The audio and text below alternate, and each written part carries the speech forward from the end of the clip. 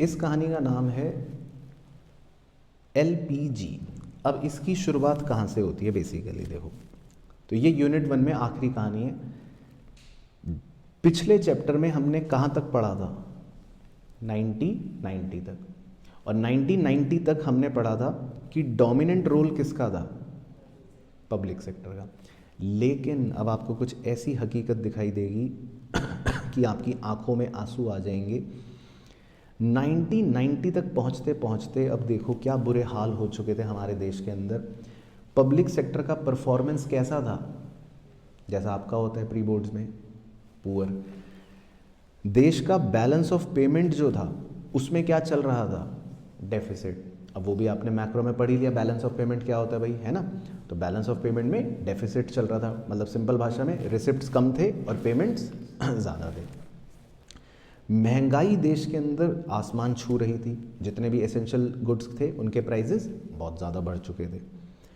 और foreign exchange reserve जो थे हमारे, मतलब पास जो डॉलर्स थे वो बहुत कम हो चुके थे, बहुत ही ज़्यादा कम हो चुके थे। मतलब इसमें तो एक भयानक बात भी लिखी है कि सिर्फ 2 हफ्ते के इंपोर्ट्स के पैसे देने के बस रिजर्व बचे हुए थे, सोचो। बर्डन ऑफ डेट बहुत ज़्यादा हो चुका था हमारे ऊपर, क्योंकि हमने पब्लिक से या बैंकों से, सरकार ने बहुत सारे लोन्स ले लिए थे। और मैनेजमेंट जो था वो इनएफिशिएंट था, नाकारा था, मतलब कि चीज़ें ठीक से हो नहीं रही थी।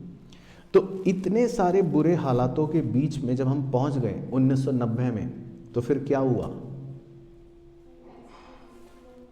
हाँ, तो फिर हम पहुंचे IMF और वर्ल्ड बैंक के पास। हमने नॉक नॉक करा, हमने कहा कि क्या हम अंदर आ जाएं, तो इन्होंने कहा हाँ आइए। तो हमने कहा कि भाई ऐसे ऐसे हालात हो गए हैं, अब हमको लोन चाहिए। तो वर्ल्ड बैंक से हम कितने रुपए का लोन लेकर आए, देखो जी, $7 बिलियन। ठीक है, घर जाके ज़ीरो लगा लेना हिसाब कितने हो गए। तो $7 बिलियन का हमने लोन ले लिया, लेकिन उन्होंने कहा कि आपको हमारी कंडीशनें माननी पड़ेंगी। तो उनकी 3 कंडीशनें थी। क्या थी 3 कंडीशनें, कि प्राइवेट सेक्टर पे कोई रिस्ट्रिक्शन नहीं होनी चाहिए, दूसरा सरकार के रोल को कम कर दोगे, लाइसेंसिंग का ड्रामा नहीं चाहिए, और ट्रेड रिस्ट्रिक्शंस आपको हटाने पड़ेंगे, कोई भी ये इंपोर्ट पर टैक्स टूक्स नहीं लगेगा। तो अब इंडिया क्या मना कर सकती थी, नहीं। तो हमने कहा ओके, हम मानते हैं आपकी सारी शर्तों को। और इंडिया आकर हमने कहा कि सुनो जनता वासियों, देशवासियों, हम एक नई इकोनॉमिक पॉलिसी का अनाउंसमेंट करने आए हैं आपके लिए। तो 1991 जुलाई के महीने में हमारी सरकार ने क्या करा, न्यू इकोनॉमिक पॉलिसी अनाउंस कर दी। तो तीनों कंडीशन जो थी वो बेसिकली 3 पिलर्स बन गए, और जो हम आगे पढ़ेंगे। तो जब इस नई पॉलिसी को अनाउंस किया गया तो इसको 2 नज़रियों से देखा गया। तो देखो 2 नज़रिए क्या क्या थे। एक है शॉर्ट टर्म मेजर्स, जिनको बोलते हैं स्टेबलाइजेशन मेजर। अब जैसे मान लो किसी बच्चे को चोट लगी, तो शॉर्ट टर्म मेजर क्या है कि फटाफट दवाई लगाओ, उसको ठीक कर दो। लॉन्ग टर्म मेजर होता है कि फिर उस बच्चे को समझाया जाएगा कि देखो बेटा ये वाला खेल नहीं खेलना, इससे चोट लग जाती है, अच्छा खाना खाओ, हेल्दी खाना खाओ, तंदुरुस्त रहो। वो लॉन्ग टर्म मेजर्स हो गए। तो शॉर्ट टर्म मेजर्स जो थे, स्टेबलाइजेशन मेजर्स, वो थे कि हमें अपनी बैलेंस ऑफ पेमेंट को ठीक करना है और हमें इन्फ्लेशन को कम करना है, जो 2 दिक्कतें थी।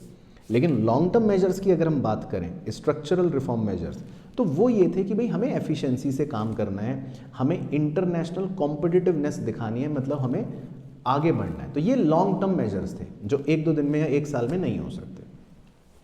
तो बस फिर हमारे 3 बेसिकली पिलर्स बन गए इस पॉलिसी के, LPG।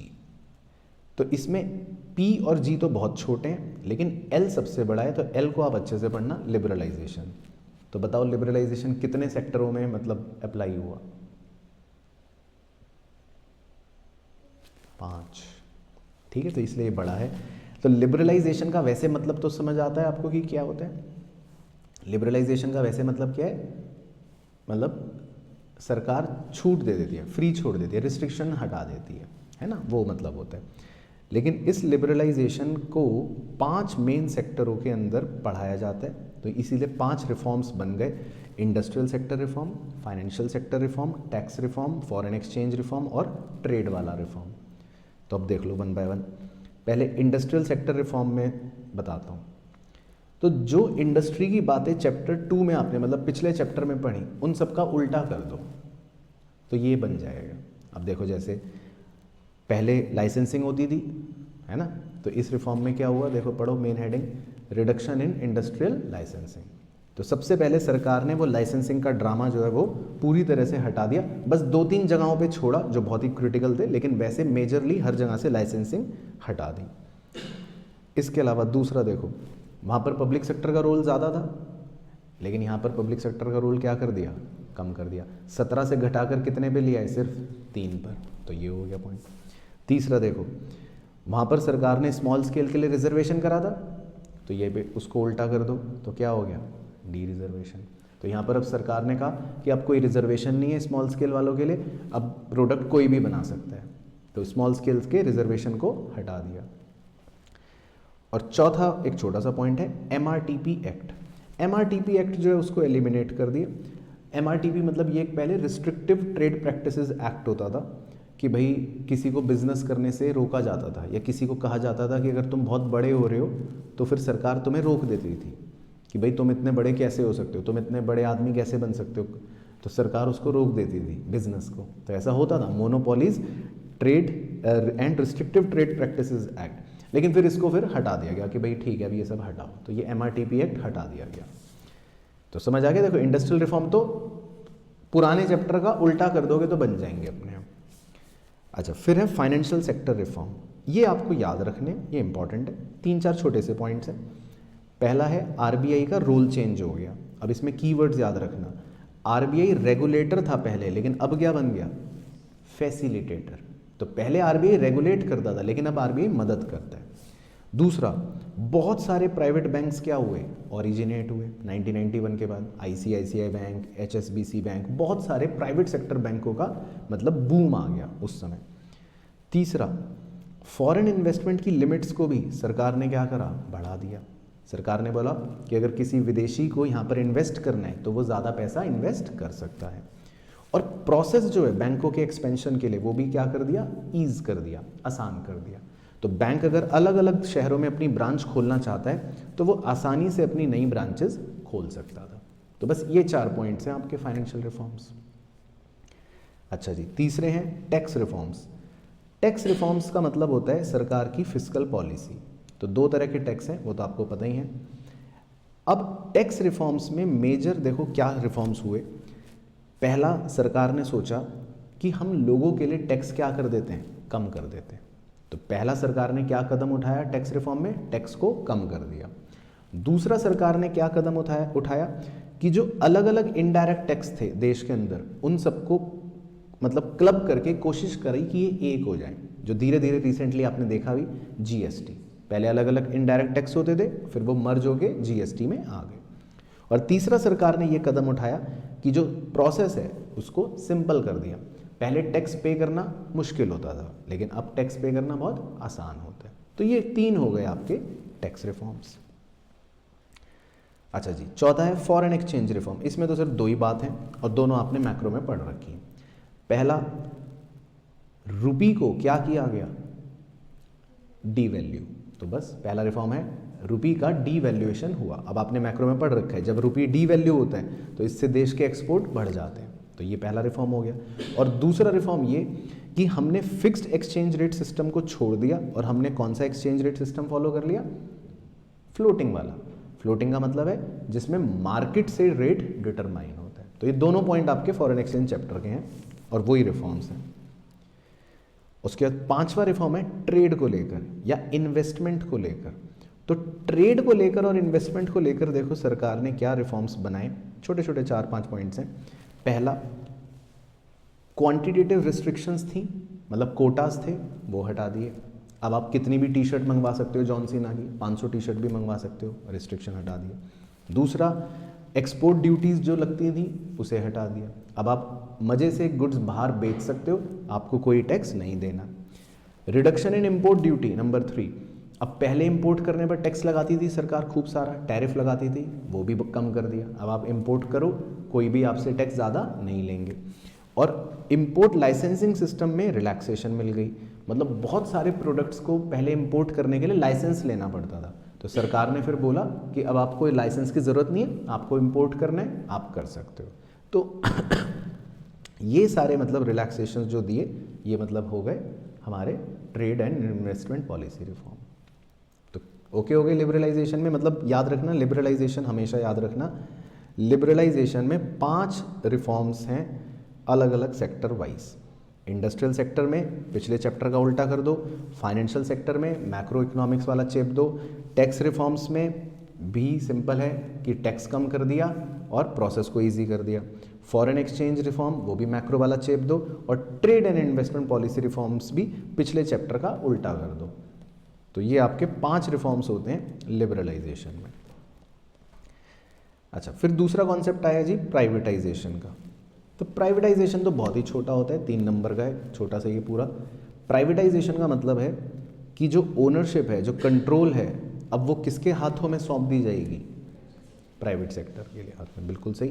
तो यही इसमें दे रखा है। इसके 2 तरीके होते हैं, एक होता है कि भाई ओनरशिप को और मैनेजमेंट को ट्रांसफ़र कर देती है सरकारी कंपनियां प्राइवेट सेक्टर को, और दूसरा होता है जिसमें सरकार अपना या तो कुछ मतलब शेयर या कुछ अपने एसेट्स बेच देती है और प्राइवेट सेक्टर को दे देती है या पब्लिक को दे देती है, डिसइन्वेस्टमेंट जिसको बोलते हैं, बस।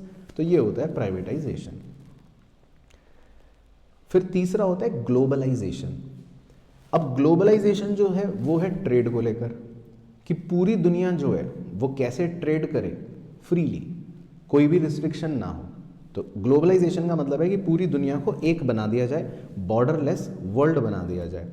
अब ग्लोबलाइजेशन की वजह से देखो क्या क्या चीज़ें हुई वो बताते हैं आपको। तो पहला तो बहुत सारी कंपनियां या बहुत सारी इंडस्ट्रियों के अंदर फॉरेन इक्विटी को अलाउ कर दिया गया, यानी कि फॉरेन इन्वेस्टमेंट को अलाउ कर दिया गया कि आप इंडिया में इन्वेस्ट कर सकते हो मज़े से, कोई दिक्कत नहीं है। इसी तरह बहुत सारे मतलब जैसे इसमें लिखा है no permission is required for hiring foreign technicians. अगर आपको विदेश से कोई टेक्नीशियन भी बुलाना है, हायर करना है, तो उसके लिए भी कोई रिस्ट्रिक्शन नहीं है, उसको भी सरकार ने फ्री कर दिया। इसके अलावा सरकार ने देखो अपने रुपी को डीवैल्यू करा, जो हमने पहले भी पढ़ा था, जिसकी वजह से हमारे एक्सपोर्ट्स बढ़ने शुरू हो गए। ये हुआ ग्लोबलाइजेशन की वजह से। इसके बाद दुनिया में अपने आप को हमने इंटीग्रेट करने के लिए पहले अपने रुपी को पार्शली कन्वर्टेबल करा और उसके बाद फुल्ली कन्वर्टेबल करा। पार्शली और फुल्ली कन्वर्टेबल का क्या मतलब होता है? अब आपको रुपी को डॉलर में कन्वर्ट करना है, तो पार्शली का मतलब था कि कुछ लिमिट होती थी, इतने लेवल तक कर सकते हो। फिर धीरे धीरे उस पार्शली कन्वर्टेबिलिटी को भी हटाकर पूरा कर दिया कि भाई आप अपने जितना चाहो रुपए को डॉलर में कन्वर्ट कर सकते हो। तो ये भी एक ग्लोबलाइजेशन की तरफ कदम हो गया। और इसके अलावा हमने कस्टम ड्यूटी को बहुत कम कर दिया, ताकि अगर आपको विदेश से कोई सामान मंगवाना हो तो आप मंगवा सकते हो, उस पर आपसे ज़्यादा टैक्स नहीं लिया जाएगा। तो ये सरकार ने मतलब ग्लोबलाइजेशन को मद्देनज़र रखते हुए कुछ कदम उठाए थे। बाकी आपसे क्वेश्चन ये पूछ सकता है कि भाई क्या इससे फ़ायदा हुआ या नुकसान? तो आप क्या लिखोगे? दोनों ही लिखोगे आप। तो फ़ायदे लिखने के लिए आप ये बातें बताओगे कि ग्लोबल मार्केट का में हमारा एक्सेस बढ़ गया, अब आप दुनिया से कुछ भी खरीद सकते हो पूरी दुनिया में, आपके पास बेहतर टेक्नोलॉजी आ सकती है और बड़ी इंडस्ट्रियों को भी अच्छा प्रॉस्पेक्ट मिला है, अब हम इंटरनेशनल मार्केट में भी काम कर सकते हैं। तो ग्लोबलाइजेशन का ये तो हो गया फ़ायदा। लेकिन कुछ स्कॉलर्स का कहना है, कुछ बुद्धिजीवियों का क्या कहना है कि ग्लोबलाइजेशन का फ़ायदा सिर्फ किसे हुआ है? डेवलप्ड कंट्रीज़ को। उनका ये मानना है कि ग्लोबलाइजेशन से तो उल्टा जो गरीब कंट्रीज़ हैं उन्हें एक्सप्लॉइट किया जा रहा है, और इसका फ़ायदा तो अमीर कंट्रीज़, यूएस जैसे कंट्रीज़ उठा रहे हैं। और दूसरा उन्होंने ये भी कहा कि ग्लोबलाइजेशन से भेदभाव बढ़ गया, इकोनॉमिक डिस्पैरिटीज़ बढ़ गई, यूएस बहुत अमीर देश हो गया, अफ्रीका मान लो पीछे रह गया। तो ये भी मतलब उनका मानना था। लेकिन आपको जो एक पॉइंट इसमें ध्यान रखना है और बहुत इंपॉर्टेंट है आपके लिए, वो ये कि चाहे कोई कुछ भी कहे या कुछ भी हो, ग्लोबलाइजेशन से जो सबसे बड़ा आउटकम हमारे लिए निकल के आए वो क्या है? आउटसोर्सिंग। अब आउटसोर्सिंग का क्या मतलब होता है वो भी फटाफट समझा देता हूँ। आउटसोर्सिंग का मतलब होता है कि अगर कोई भी काम आप खुद नहीं कर रहे, वो काम आप किसी और से करवा रहे हो, तो उसको आउटसोर्सिंग बोलते हैं। अब उसका फ़ायदा इंडिया को कैसे हुआ वो भी समझ लेते हैं। इंडिया के अंदर इतने सारे कॉल सेंटर्स या इतने सारे मतलब film editing, banking service, record keeping service, music recording, ऐसी सर्विसेज इंडिया के अंदर प्रोवाइड करने लगे लोग कि यूएस से यूएस की बहुत सारी कंपनियों के कॉल सेंटर इंडिया में, यूके की बहुत सारी फिल्म एडिटिंग इंडिया में, कनाडा का बहुत सारा म्यूजिक रिकॉर्डिंग इंडिया में, या मतलब तरह तरह के काम इंडिया वालों को मिलने लगे। तो आउटसोर्सिंग की मदद से हमें बहुत सारा काम मिलना शुरू हो गया, तो ये हमारे लिए फ़ायदा हो गया। बाकी ट्रेड को लेकर बात चली है तो हमें GATT के बारे में भी पता होना चाहिए। GATT क्या था जी? General Agreement on Trade and Tariff, GATT। तो ये दुनिया में कुछ नियम बनाए गए थे 1948 में, जिसमें 23 कंट्रीज थे, लेकिन फिर इसको GATT को ख़त्म कर दिया गया और इसका एक नया सक्सेसर आया जो एक वर्ल्ड ट्रेड ऑर्गेनाइजेशन के नाम से जाना गया 1995 में, WTO। अब WTO के अंदर ऑलमोस्ट सारे ही मेंबर्स, सारे ही कंट्रीज मेंबर्स हैं 164, और WTO जो है वो ट्रेड को लेकर रूल्स बनाता है कि भाई आपको इसके देश में सामान बेचना है तो बेच सकते हो, आपको इनके देश में सामान बेचना है बेच सकते हो। तो जितने भी ट्रेड के रूल्स होते हैं वो कौन बनाता है? WTO। और भी काम करता है वो, देखो यहाँ पर दे रखे हैं उसके फंक्शंस, कि भाई कोई भी टैरिफ या नॉन टैरिफ मतलब चीज़ें नहीं होंगी ट्रेड के अंदर, रूल बेस्ड ट्रेडिंग होगी, मतलब नियम के हिसाब से सब काम करेंगे, प्रोडक्शन को बढ़ाने पर जोर दिया जाएगा, वर्ल्ड के रिसोर्सेज को हम अच्छे से यूज़ करेंगे और हम अपने पर्यावरण की रक्षा करेंगे। तो ये सारी ही चीज़ें WTO के मतलब फंक्शंस में आ जाती हैं। तो ये भी कभी कभी हमसे पूछ लेता है WTO को लेकर। फिर इस पर आपसे एक क्वेश्चन पूछ लेता है कि क्या इंडिया को WTO का मेंबर होना चाहिए? तो बताओ, तो तुम्हें कैसे पता? यस सर, क्योंकि बहुत सारे स्कॉलर्स तो कह रहे हैं कि नहीं, इंडिया को तो नहीं होना चाहिए WTO का मेंबर, क्योंकि वो कहते हैं कि WTO का मेंबर इंडिया को बनने से कोई फ़ायदा नहीं है, क्योंकि बड़े कंट्रीज़ तो उल्टा इंडिया जैसे कंट्रीज़ को एक्सप्लॉइट करते हैं। अब US क्या चालाकी करता है, अपना सामान तो इंडिया में बेच देता है बिना किसी टैक्स के, और जब हम अपना सामान US में बेचना चाहते हैं तो कहता है मैं टैक्स लूँगा। ऐसा मैं नहीं कह रहा हूँ, ऐसा कौन कह रहे हैं? कुछ बुद्धिजीवी, मैं नहीं कह रहा हूँ ये सब बातें, वहाँ लिखा है। बाकी उनका ये भी कहना है कि जो डेवलपिंग कंट्रीज़ हैं उनको के साथ धोखा हुआ है, उनके मार्केट्स को ओपन कर दिया। मतलब जैसे मैं आपके पास आया, मैंने कहा कि चलो ग्लोबलाइजेशन करते हैं, तो आपने तो अपना मार्केट ओपन कर दिया, मैंने सारा सामान आपके यहाँ बेच दिया।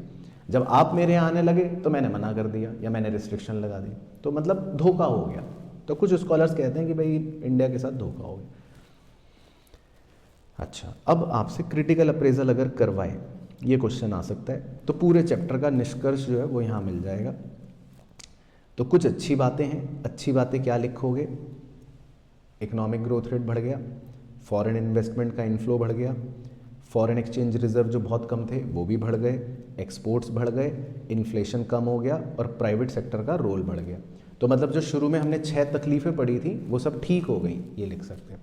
लेकिन अगर वो कहे नहीं क्रिटिसाइज़ करो भैया, तो फिर आप कह देना कि देखो बेरोज़गारी बढ़ गई, एग्रीकल्चर को हमने बहुत ज़्यादा नेगलेक्ट कर दिया, एग्रीकल्चर सेक्टर उतना ग्रो नहीं हो पाया, पब्लिक इन्वेस्टमेंट्स बहुत सी जगहों पर कम रह गए, सब्सिडीज़ हटा दी बेचारी किसानों पर, ये लिख देना।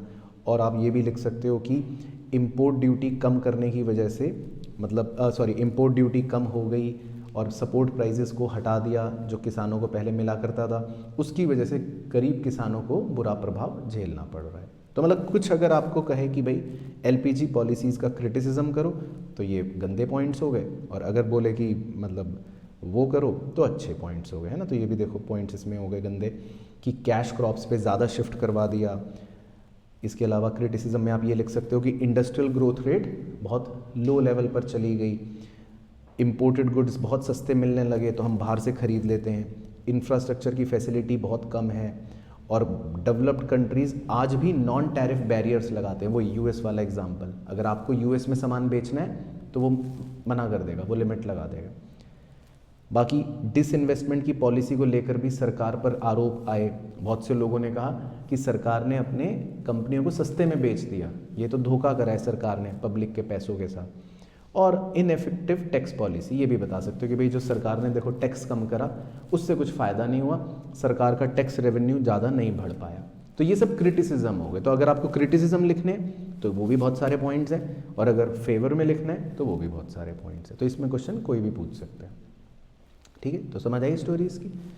तो ये चैप्टर आप जब भी रिवाइज करो तो इसको इसी तरह रिवाइज करना। एल में 5 सेक्टर, वो अच्छे से, बाकी प्राइवेटाइजेशन और ग्लोबलाइजेशन, बाकी बाद में आउटसोर्सिंग ज़रूर पढ़ना, WTO ज़रूर पढ़ लेना, और फाइनली ये क्रिटिसिज्म और फेवर, इन दोनों को देख लेना, दोनों में से वो कुछ भी पूछ सकता है अप्रेजल। ठीक है, चलो तो बस यही करना था, डन।